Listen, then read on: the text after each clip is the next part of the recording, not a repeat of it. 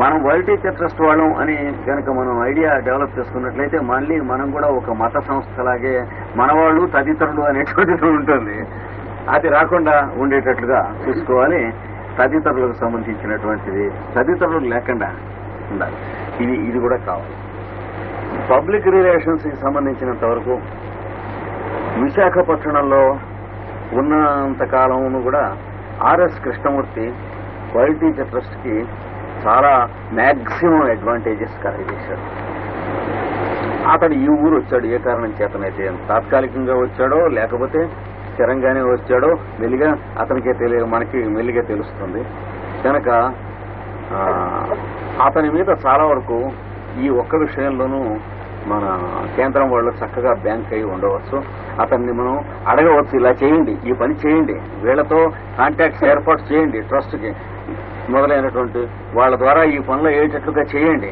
ఇక్కడ ఫలానా సైట్ ఉన్నదనుకోండి, ఇప్పుడు మొన్న మీనాక్షి హౌసింగ్ కార్పొరేషన్ వారు వచ్చారు, వాళ్లతో మనకి ఎక్స్పాన్షన్ జరిగినప్పుడు వరల్డ్ టీచర్ ట్రస్ట్ వాళ్లలోకి ఎక్స్పాండ్ అయింది, వాళ్ళు వరల్డ్ టీచర్ ట్రస్ట్ లోకి ఎక్స్పాండ్ అయినారు. ఇలాగ ఏ సంస్థతో అయినా సరే పబ్లిక్ రిలేషన్స్ ఏర్పాటు అవటంలో మనం బాగా ఫ్రీగా ఓపెన్ గా, అంటే పొల్యూట్ కాకుండా ఉండేటువంటి ఓపెన్నెస్ ఒకటి మనం పెట్టుకోవాలి. అంటే ఏదైనా సరే ఇందులోకి రానివ్వటం అనే కాకుండా వచ్చేటువంటి నదీ నీరములు లాంటివి వచ్చేటువంటి సైడ్ కాలువ వదిలిపెట్టి నది నీళ్లు వదిలిపెట్టకుండా నది నీళ్లు లోపలికి వదిలిపెట్టేటువంటిదిగా పద్ధతిగా పెట్టుకోవాలి. ఇంక్లూషన్, ప్రిన్సిపల్ ఆఫ్ ఇంక్లూషన్, ఇది ముఖ్యం. చిట్ట చివరికి అన్నిటికంటే గుర్తుండవలసింది, మన కోసం మనం చేసుకునేటువంటి ప్రయత్నం కన్నా ఇందరి కోసం మనం చేసే ప్రయత్నంలో ప్రతి ఒక్కళ్ళకి సుఖము, శాంతి, భద్రత ఆటోమేటిక్ గా పెరుగుతూ ఉంటాం అనేటువంటి అడ్మినిస్ట్రేటివ్ సీక్రెట్స్ లో ఒకటి. అది అడ్మినిస్ట్రేటివ్ వాళ్ళు గమనించిన రోజున గమనించని రోజున కూడా మనం ఆధ్యాత్మిక సంస్థల వాళ్ళని గమనించుకోవాల్సినటువంటిది ఉంది. అంటే every attempt made by way of public spirit, అంటే యజ్ఞార్థ క్రియకు తోడ్పడినటువంటిది ప్రతిదీ కూడా ప్రతి ఒక్కరూ పటిష్టం అవటానికి తోడ్పడుతుంది. అదే దీని ఉద్దేశం. ఇది ఇంపార్టెంట్, ముఖ్యంగా చెప్పదలుచుకున్నది. ఇంకా ఏమన్నా సలహాలు మొదలైనటువంటివి కానీ నేను చెప్పినటువంటి దాని మీద ఉన్న ఉద్దేశాలు కానీ తప్పకుండా చెప్పవచ్చు. నేను చెప్పడం మీరు వినటం అనేటువంటిది ఏం కాకుండా అందరిలోనూ ఉన్నటువంటి ఒకడు చెప్పడం అందరం వింటాం అనేది కాదు. ముఖ్యంగానే 2 months క్లాసెస్ 2 months క్లాసెస్ ఇక్కడ పెట్టడానికి ఆ మధ్య వచ్చినప్పుడు మన సోదరు అడిగారు. చక్కగా సంతోషమైన చేద్దాం. అయితే ఇప్పుడు మనకి రెడీగా ఎంతమంది ఉన్నారు అంటే నేర్చుకుని వెళ్ళిపోయేటువంటి వాళ్ళు లెక్క కాదు. మీపోటి ట్రస్ట్ లో కానీ ఇంకేదైనా ఆధ్యాత్మిక పరమపవిత్రమైన ఆధ్యాత్మిక సంస్థలో కానీ సేవాధర్మంతో పనిచేస్తున్నటువంటి వాళ్ళు ట్రస్ట్ లోనే అనేటువంటి నియమం మనకేం లేదు. అంటే మన ఆశ్రమంలో వచ్చినటువంటి వాళ్ళు మన గురువు గారి ఫోటోనే పెట్టాలి, మిగతా నాట్ పర్మిటెడ్ అనేటువంటిది మాత్రం మనకు వద్దు.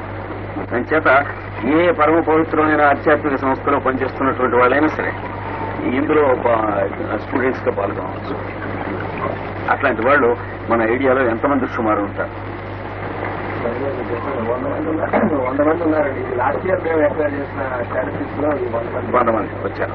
ఎప్పుడైతే మీరు కన్సల్ట్ ఇస్తారో అప్పుడు నేను 2-3 ఇంతలు కూడా జరగడానికి అవకాశం. అలాగే అయితే మనం తలాకు 100 మంది 125 మందిని దాటకుండా పెట్టుకుంటాం. అప్పుడు శ్రేయస్.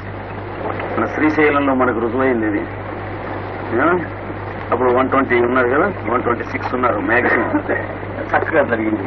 అయితే అరేంజ్మెంట్స్ వాళ్ళు చేసుకున్నట్లుగానే పక్కాగా మనం చేసుకోగలిగినట్లయితే, అంటే వాళ్ళు ఒక హై స్కూల్ హాల్ పట్టించారు.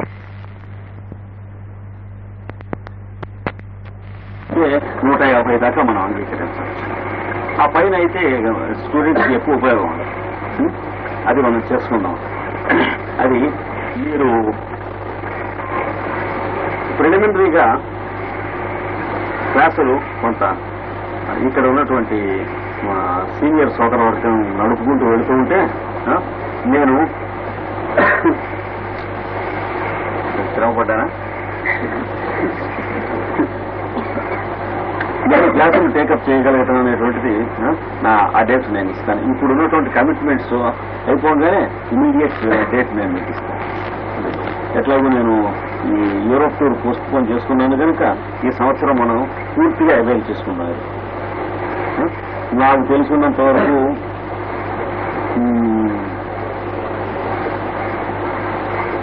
జూలై ఆగస్టు మాసాల్లో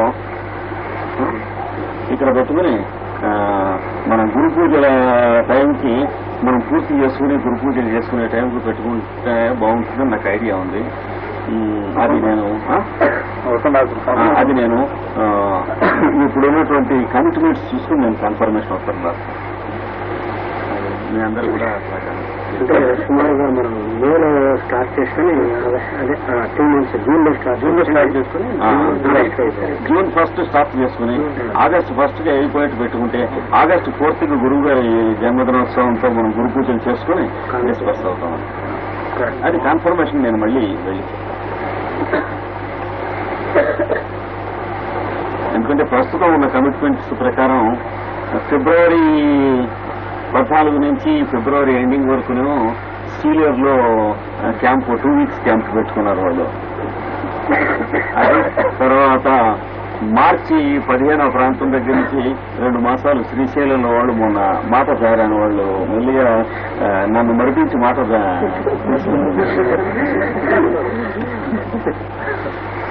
అంటే అసలు బొత్తిగా మనుషులు లేరు, అందరూ ట్రాన్స్ఫర్ అయిపోయారు. చాలా తగతగలు ఆడిపోతున్నారు వాళ్ళు.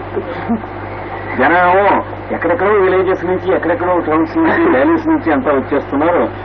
మరి 500 మంది 600 మంది 1000 మంది 1200 మంది అట్లాగే వస్తున్నారు పేషెంట్స్. మరి ఇక్కడ ఉన్న వాళ్ళు 2-3 అయిపోయినారు. మళ్ళీ ట్రాన్స్ఫర్ అయి వచ్చిన వాళ్ళు మళ్ళీ వెనక్కి ఎవరన్నా వెళ్తారా?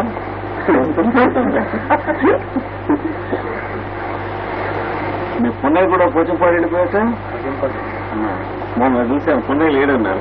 రమణయ్య అంతా వచ్చారు, చూశాను. అంటే మన ఆ 3-4 లక్ష్మణరావు వాళ్ళు కూడా వెళ్ళిపోయారు. మంచి స్టాల్వర్ట్ వర్కర్స్ అంతా చాలా మంది వెళ్ళిపోయారు. ఇంకేంటి చెప్పండి, చెప్పండి. 10 మంది ప్రపోజర్స్ లాంటివి బాగుంది. ఇంకా చాలా చాలా పరిమాణంగా ఉంటుంది. ఎందుకంటే అవకాశం మాకు దొరకదేమో అని చెప్పేసి నేను అవకాశం తగ్గిందని చెప్పండి. అది చాలా చక్కగా చదువుకుని శ్రద్ధగా చాలా కాలం నుంచి కావాల్సిన వాళ్ళు ఇక్కడ ఉన్నారు, నాకు తెలుసు. అందుకోసం నేను ఇంతకు ముందంతా నేను ఎందుకు ప్రస్తారం చేశానంటే, చెప్పాను కదా, ఇక్కడ ఏ 10 మందో ఆర్గనైజ్ చేస్తే ఈ 10 మంది మీద తోడేసేసి ఊళ్ళో వాళ్ళంతా నేర్చుకుని వెళ్ళేటువంటి వాళ్ళు ఈ ఊళ్ళో మెంటాలిటీ. అంటే సిటీ మెంటాలిటీ తెలుసు కదా, పొలిటికల్ నేను ఇదివరకు చూశాను. 3-4 చెత్త అయిపోయారు ఇదివరకు పెట్టినప్పుడు. కనుక మీరు జగద్హిత బుద్ధిలో 10 మంది నేర్చుకోండి. మిగతా వాళ్ళు ఎవరు వస్తామన్నా వాళ్ళు కూడా మీతో పాటు దప్పగానాలు చాపలు మోస్తామంటేనే రానివ్వండి. కానీ మగపెళ్లి వాళ్ళ బ్యాచ్లాగా వచ్చేటువంటి వాళ్ళని ఈ ఊళ్ళో నేను చూశాను. అంచేత నాకు బాధ చేసింది. అది జరగకూడదు. అందరూ సేవకులంగా ఉండాలి కానీ ఎవరిలోనూ గెస్టులుగా ఉండేటువంటి పద్ధతి మనకు అంగీకారం కాదు. అంటే అది మొట్టమొదటిగా the only place where I experience is Hyderabad. Therefore I refuge for so many years. మళ్ళీ సెకండ్ టైం ఇక్కడ పెట్టాను, రిఫ్యూజ్ చేసింది ఒక్కటే కారణం. అయితే మీకు రిఫ్యూజ్ చేయకూడదు. మీరు సర్వీస్ చేయడం కోసం మీరు అడుగుతున్నారు కనుక తప్పకుండా చెప్తాను. అంటే మీరు పాత్రలో ఉన్నవాడికి ఎంతైనా సర్వీస్ చేయండి, కానీ మీ మీద అడ్వాంటేజ్ తీసుకునే వాడికి సర్వీస్ అనేది అనిపించదు. అది నా హృదయం ఇంకా అంత విశాలం కాలేదు. వారి చేత కూడా సర్వీస్ చేయించాలి మీరు.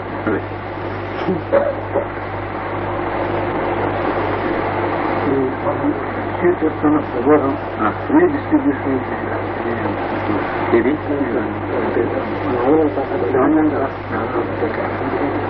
ప్రబోధానికి నామినల్ కాస్ట్ పెట్టాలి. నేను మొన్న చెప్పాను, నామినల్ కాస్ట్ పెట్టకపోతే తీసుకున్న వాళ్ళు కూడా చదవరు.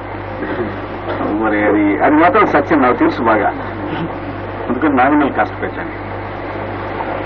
ఎంతో ఉంది మీ ఇష్టం టోకెన్ కాస్ట్ పెట్టండి.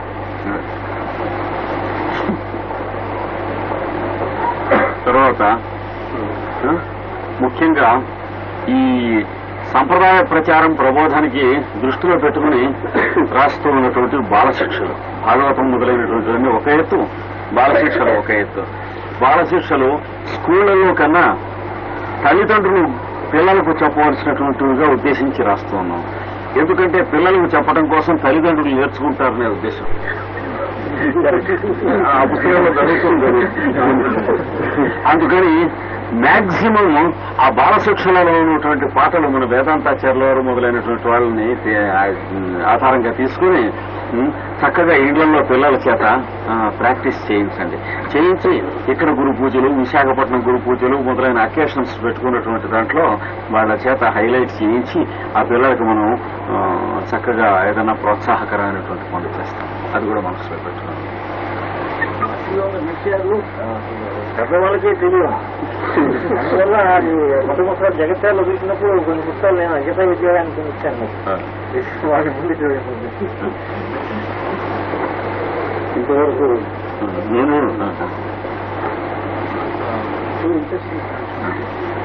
చిల్డ్రన్ రెగ్యులర్ స్కూల్స్ బాలబాల విద్యాలయంలో ఓపెన్ చేసిన వాళ్ళ వదిలేసేది హాలిడే. ఐ మీన్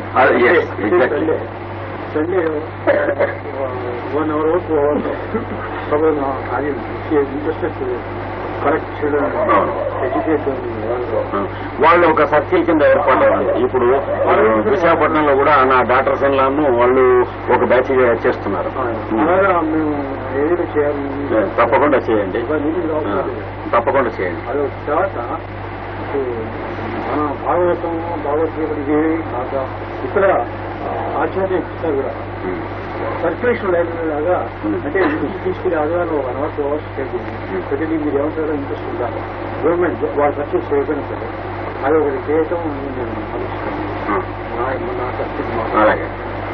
పర్మిషన్ ఇస్తే ఏందో తప్పకుండా అంటే వారానికి ఒకసారి మన నెక్స్ట్ వీక్ మన చేసేది.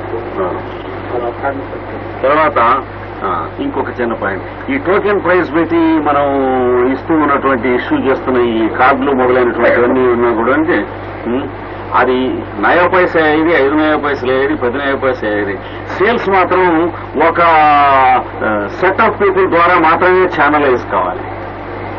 ఎందుకంటే వరల్డ్ టీచర్ ట్రస్ట్ పేరు పెట్టాక అకౌంట్స్ అడుగుతారు. Visakhapatnam world teacher trust answer accounts. అందుకని ఎక్కడ ఎవరైనా ఎంతమంది సేల్ చేసుకోవచ్చు. ఆ సేల్ చేసినటువంటి ఎక్కడెక్కడ దానికి ఖర్చులకు మనం వినియోగం చేయవచ్చు. కానీ ఒక ఫ్యూ పీపుల్ మాత్రం దానికి క్వాలిఫైడ్ గా ఉన్నటువంటి వాళ్ళు ఏర్పాటై వాళ్ళ ద్వారా మాత్రమే ఆ డిస్ట్రిబ్యూషన్, సేల్స్ మొదలైనటువంటివి జరిగితే ఇది మళ్ళీ దానికి వినియోగం చేయడానికి అకౌంట్స్ పర్ఫెక్ట్ గా ఉండటానికి అలా ఉంటుంది మనకి. ఎందుకంటే ఇన్కమ్ ట్యాక్స్ వారు మొదలైన వారు కూడా వచ్చి ఉన్నారు. అవి మనకి ఇది రిజిస్టర్డ్ ఇంటర్నేషనల్ బాడీ కనుక దాని విషయంలో కొంచెం మనం అందరం తగు శ్రద్ధ తీసుకోవాల్సినటువంటిది ఉంటుంది. ఆన్సరబుల్ క్వశ్చన్ ఉండకుండా మనం ఉండాలి. అంటే అది టెక్నికల్ గా తెలియకపోవచ్చు కొంతమంది, తెలియటం అవసరం. అంటే వీళ్లే సేల్ చేయాలి, వాళ్ళకి సబ్మిట్ చేయండి, ఆ ఖర్చు తీసేసుకోండి, ఇంత అయింది అని చెప్పి. లేదా మళ్ళీ ఇంకో 10,000 కార్డ్స్ కావాలనుకోండి, వాళ్ళకి చెప్పండి, వాళ్ళు వేయించేస్తారు. లేదా వేయించేసి వాళ్ళ దగ్గర ఆ ఖర్చులు తీసుకోండి, వౌచర్స్ ఇచ్చి, అలాంటివైనా సరే. ఛానలైజ్ కావాలి జాగ్రత్తగా. ఇంతవరకు మన బుక్స్ పబ్లికేషన్ పురుగు కోసం కూడా మన డిస్ట్రిక్ట్లోనే ఎవరు దొరుకుతున్నాయన్నమాట.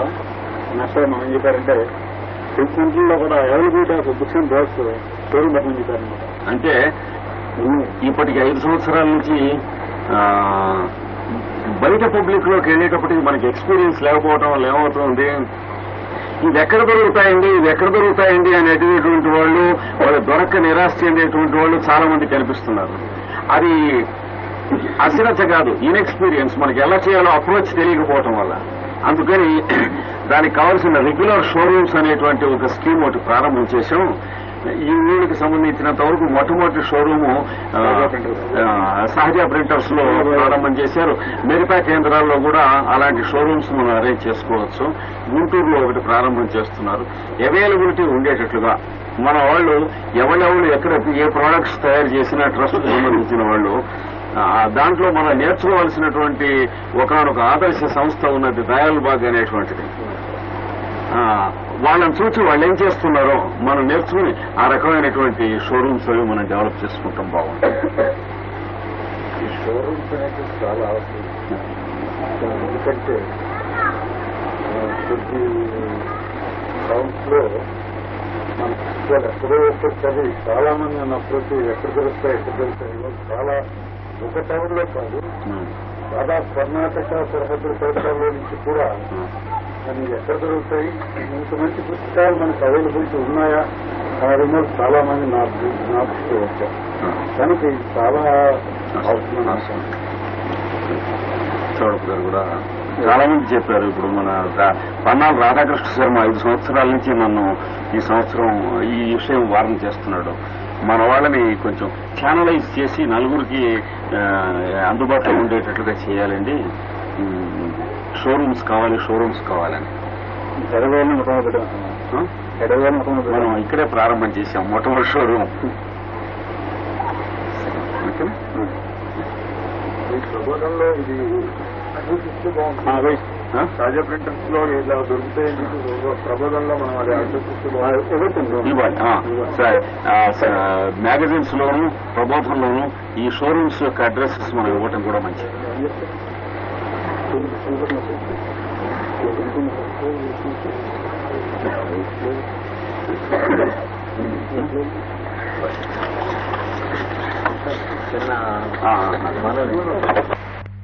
గురు పూజల గురించి మరొకటి మనం చూసుకోవాల్సి ఉంది. మన ఇంటిలో కూడా వంట చేసుకుంటున్నాం కదా మనం అందరం. మన ఇంట్లో చేసుకుంటున్న పని ఇక్కడ చేస్తాం.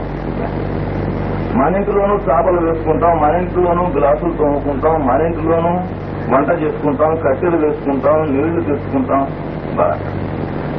అది ఎందుకని రొటీన్ అనిపిస్తోంది. ఇక్కడ ఆ పని చేసుకుంటే ఏదో సేవ చేసినట్టుగా ఆనందం ఎందుకు కలుగుతోందని ఎవరికి వాళ్ళు ప్రశ్నించుకోవచ్చు.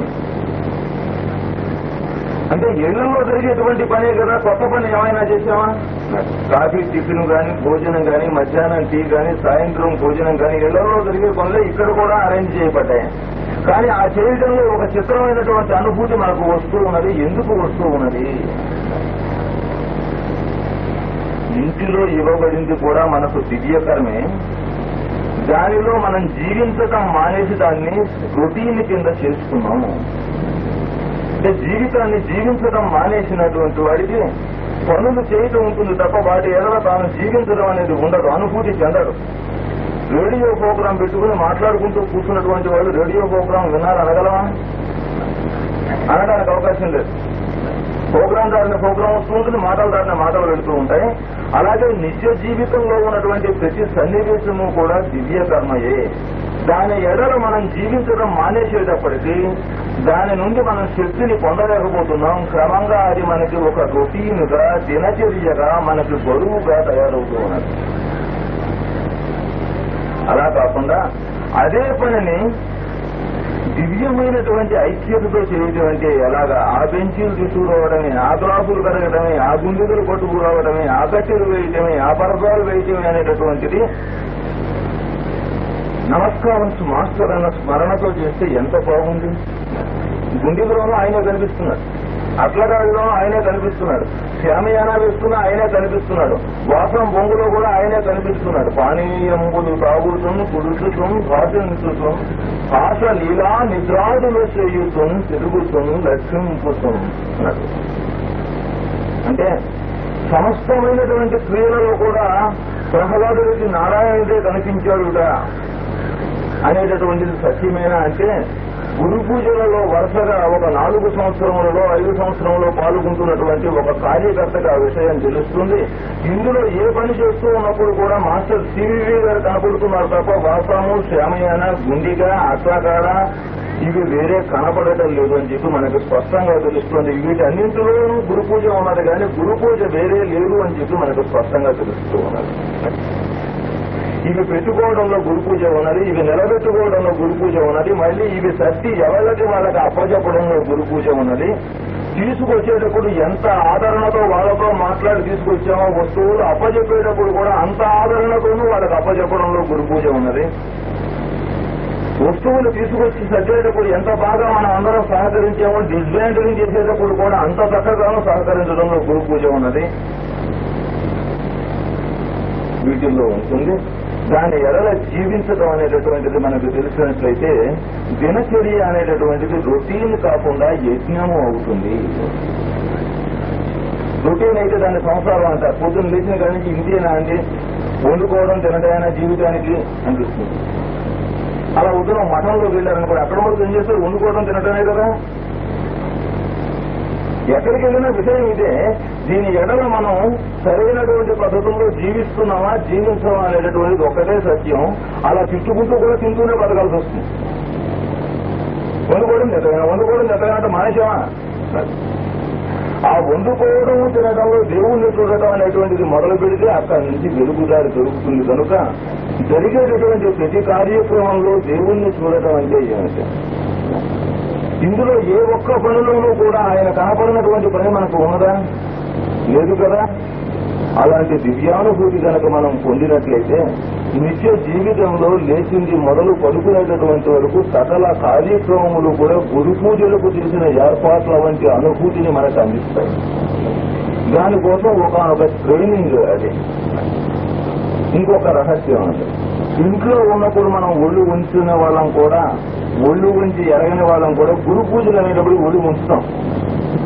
మనం కూడా గుండెలు పట్టుకుంటాం, మనం కూడా పడకలు పట్టుకుంటాం, మనం కూడా పని చేయడానికి ఉద్యోగులు అవుతాం. అంటే అర్థం ఏంటి? అది వరకు పని చేయడం అలవాటు లేని వారికి కూడా పని చేయాలనేటువంటి ఉన్ముఖత్వాన్ని, ఉత్సాహాన్ని ఇది కలగజేస్తూ ఉన్నది. కనుక క్రమంగా ప్రతి ఒక్కరికి కూడా సత్కర్మ ఆచరణ అనేది వంట పెట్టేటందుకు ఇది ఒక ట్రైనింగ్. ఇంకొక డైమెన్షన్ కూడా నేను చూద్దాను. ఐక్యత అనేటటువంటిది ఎలా వస్తుంది? ఒక మనిషి ఉన్నట్లు మరొక మనిషి ఉండడు. ఎవరి ఆలోచనలు వారికి ఉంటాయి, ఎవరి ఆశయాలు వారికి ఉంటాయి. లోకం ఇలా ఉంటే బాగుంటుందని ఎవరికి వారికి ఒకలా అనిపిస్తూ ఉంటుంది. అలాంటప్పుడు ఇంతమంది కలిసి ఒక్కటిగా జీవించడం అనేటటువంటిది ఎలా సాధ్యం? ఎవరి ఆలోచనలు వాళ్ళకు ఉంటాయి, ఎవరి ఊహలు వారికి ఉంటాయి, ఎవరి కథలు వారికి ఉంటాయి. ఇందులో 10 మందిగా ఉన్నప్పటికీ సినిమా ప్రోగ్రాం పడేటప్పటికి ఒక్కొక్కరు ఒక్కొక్క సినిమాకి వెళ్దామంటారు. ఇంట్లో ఉన్న నలుగురే, ఓన్లీ మీరు దీనికి వెళ్ళండి, మేము దీనికి వెళతాం, మేము హాల్ దగ్గర మిమ్మల్ని మీట్ అవుతామని చెబుతారు.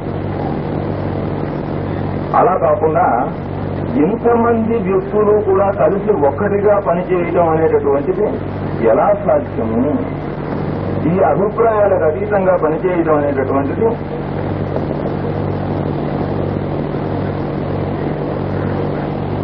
ఎలా సాధ్యం అనేటటువంటిది చిత్రంగా మనకి ఈ గురు పూజలు ఉపదేశం చేస్తూ ఉన్నాయి. మనుషులు ఒక్కటిగా ఉండటం అనేది వేరుగా ఉన్నప్పుడు ఎప్పుడూ సాధ్యం కాదు. జాగ్రత్తగా ఈ ఒక్క మాట వినండి. మనకు మనం మామూలుగా వేరుగా ఉన్నప్పుడు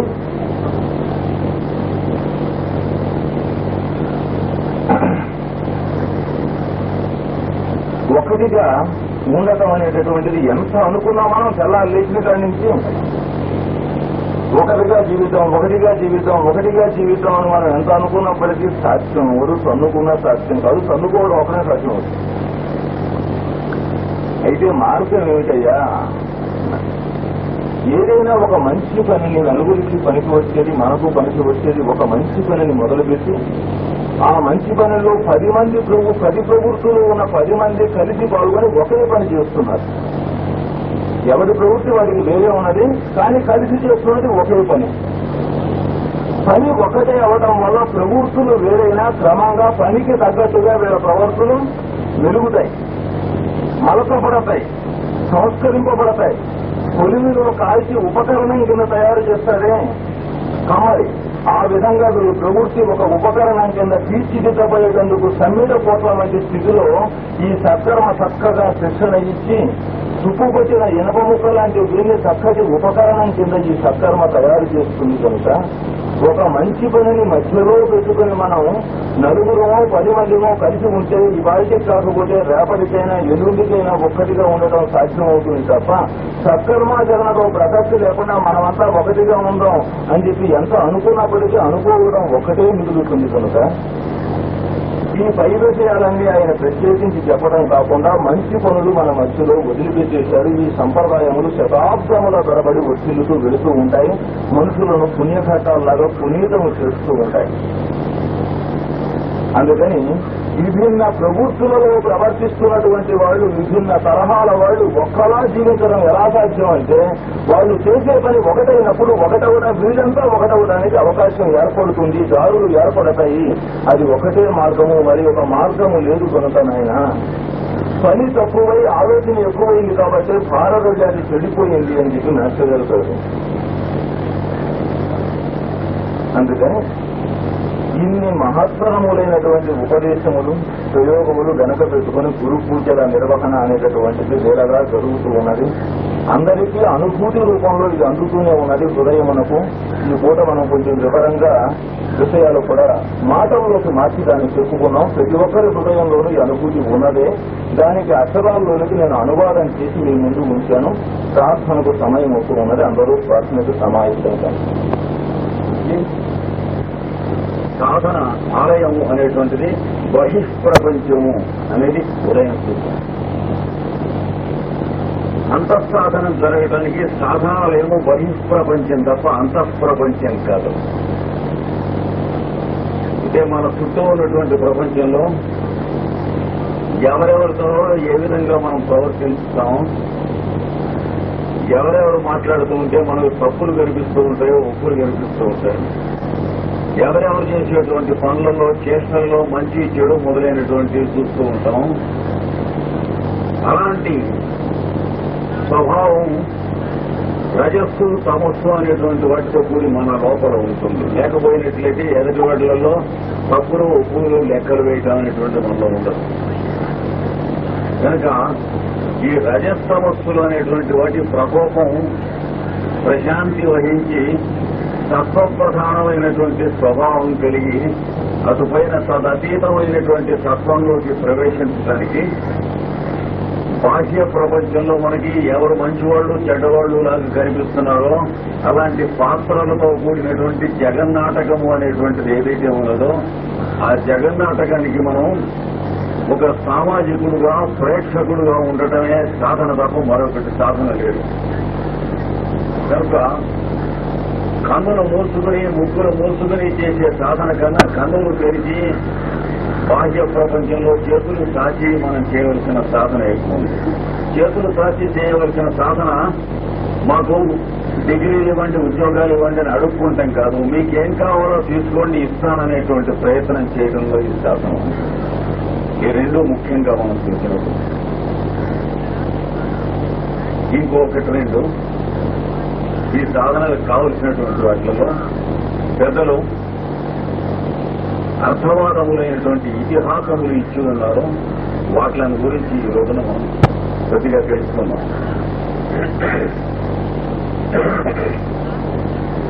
ప్రపంచంలో మంచి ఏది చెడు ఏది తెలుసుకుంటాం చాలా ముఖ్యం. ఇది సాధనకు మొట్టమొదటి బాగుంది. అది మన మీద అమలుపరుచుకునే బదులు ఎదటి వాళ్ళ మీద అమలుపరచడం ప్రారంభించారు. అంటే మంచి ఏది చెడు ఏది నిర్ణయించడం ఎదటి వాళ్లలో నిర్ణయించడం మనం చేసినప్పుడు సాధనకు బదులు మనం అధఃపతనానికి చెందడం వెళ్ళటం వస్తుంది. దీనికి సంబంధించినటువంటి వృత్తాంతాలే మనకి చెప్పారు. అవతల పక్క అంతర్యామైనటువంటి పరమాత్మ, యువతల పక్క మనం జీవుడు. యువతల పక్క అంటే మనకు తెలిసినటువంటి వైపున, అవతల పక్క అంటే మనకు తెలియనటువంటి వైపున. దాన్ని అవతల పక్కనే అవ్యక్తం అంటారు, యువతల పక్కనే వ్యక్తం అని అంటారు. ఈ రెండింటికి మధ్యన ద్వారం ఉన్నది. ఆ ద్వారం దగ్గర ద్వారపాలకులు ఉంటారు. వారే జయ విజయులు అనేటువంటి వారు. వారికే శాపం వచ్చింది 3-4 సంవత్సరాల కిందట మనం చూసాము కదా. జయ విజయులకు శాపం ఎవరి వల్ల వస్తుంది? మహాతపస్సు చేసినటువంటి వాళ్ళు, శమతమాది గుణాలు అభ్యాసం చేసుకుంటానికి ప్రయత్నం చేసేవాళ్ళు, కోపం చంపుకుంటానికి ప్రయత్నం చేసేటువంటి వాళ్ళు ఇచ్చిన శాపం వల్లే శాపం. అంతకంటే హాస్యాస్పదమైనటువంటి విషయం లేదు. ఎవరైతే తమలో ఉన్న కామక్రోధాదులు పోగొట్టుకునేందుకోసం లక్షల సంవత్సరాలు తపస్సు ఆచరించి ఉన్నారు, వాళ్ళ వల్ల శాపం వచ్చిందిట అని అంటే ఇంకెన్నాళ్ళు చేయాలి ఈ శమధమాదులు రావడానికి తపస్సు? ఎన్నాళ్ళు చేయనక్కర్లేదు. ఒక్క పొరపాటు